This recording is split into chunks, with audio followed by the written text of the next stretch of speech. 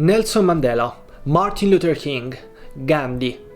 Have you ever wondered how to emulate these characters who were able to help so many people? Have you ever thought about how you can be more altruistic? In this video, we try to find out together how to do that, taking a cue from the article on Caring by Soares, which you can find in the description. Hello everyone, I'm Luca and this is School of Thinking, the channel where you can find ideas and tools to learn how to think smarter. As human beings, we are really bad at perceiving the real magnitude of large numbers. Once we start thinking about numbers bigger than 100, or maybe even 1,000, the numbers just seem big to us. Consider Sirius, the brightest star in the night sky. If we were told that Sirius is the size of 1,000,000 Earths, we will think that it is indeed a lot of Earths. On the other hand, we were told that we could fit 1,000,000,000 Earths inside Sirius, we will still think that it is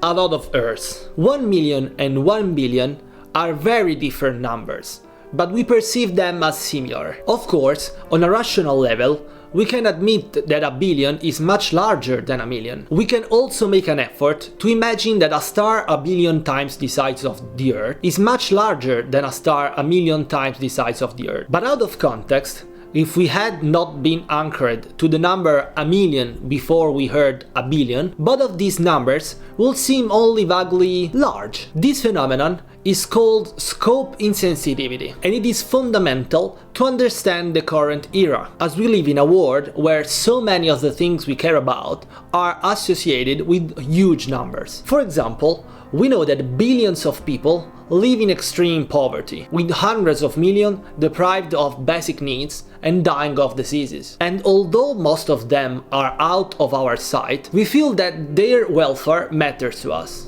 The loss of a human life, with all its joy and all its sorrows, is tragic wherever the cause, and the tragedy does not diminish simply because such loss occurred in a distant place, because we do not know how it occurred, or because we are not responsible for it. If we know that such tragedy has occurred, we will feel bad about it. So clearly, most of us are able to empathize with the suffering of a person, even one very distant from us. But in the case of suffering of 1,000,000,000 people, our brains are incapable of multiplying by 1,000,000,000 the negative feelings we have for a single person. We essentially lack the internal capacity to feel such large numbers. And if we want to contribute to improve such a complex world, this is a problem that needs to be addressed. Fortunately, it is not necessary to become capable of feeling billions of times more suffering in order to try to improve the world. To make an analogy, a hero is not the one who does not feel fear. He is the one who,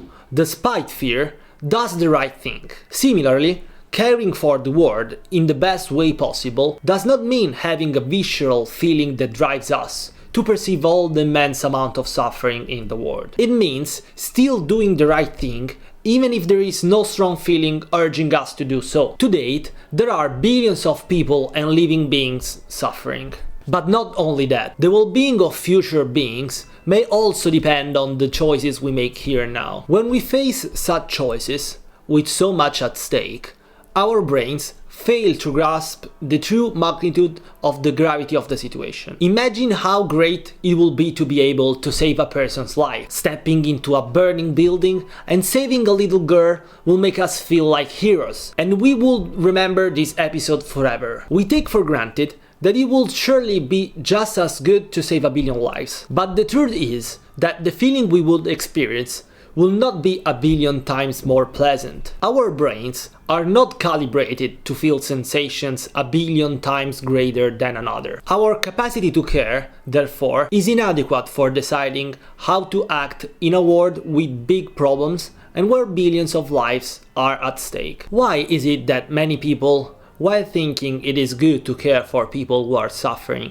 do nothing about it? Because, as we have seen, our ability to assess how much to be supportive of others is not sophisticated enough to compel us to frantically save all those who die. So, even though we recognize that it will be right to do more for the world, we think we are unable to do that because we have not been endowed with the virtuous thoughtfulness that the greatest of altruists must have. But this is a mistake. The greatest altruists are not people with the ability to feel different scales of suffering, but they are the people who have learned not to trust their own emotions and their own ability to instinctively assess how much they should support others. When it comes to solidarity, our measurement systems are broken. They do not work on large numbers. No one can accurately represent the scale of the world's problems. No one is able to feel the difference between saving 1,000 people and 1,000,000 people. But fortunately, the fact that we are unable to feel that difference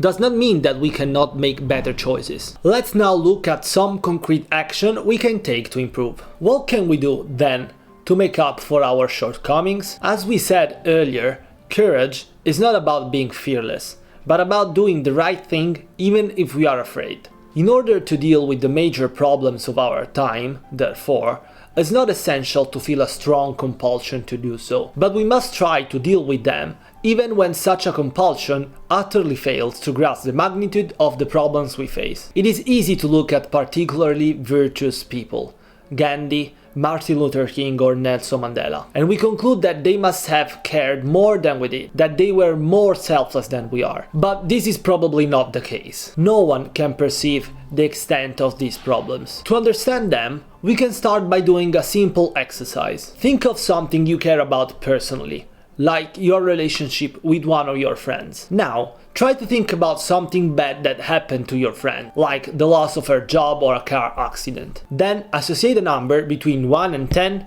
to these unpleasant events to quantify their level of negativity. At this point, you have a tool to quantify negative events even on a much larger scale. For example, to quantify the negativity of 100,000 car accidents, you can multiply the number you associated to your friend's accident by 100,000. This effort to quantify can help you to make up for the scope insensitivity. Okay, we can close here for today. Let us know if you think this concept can help you become a more supportive person.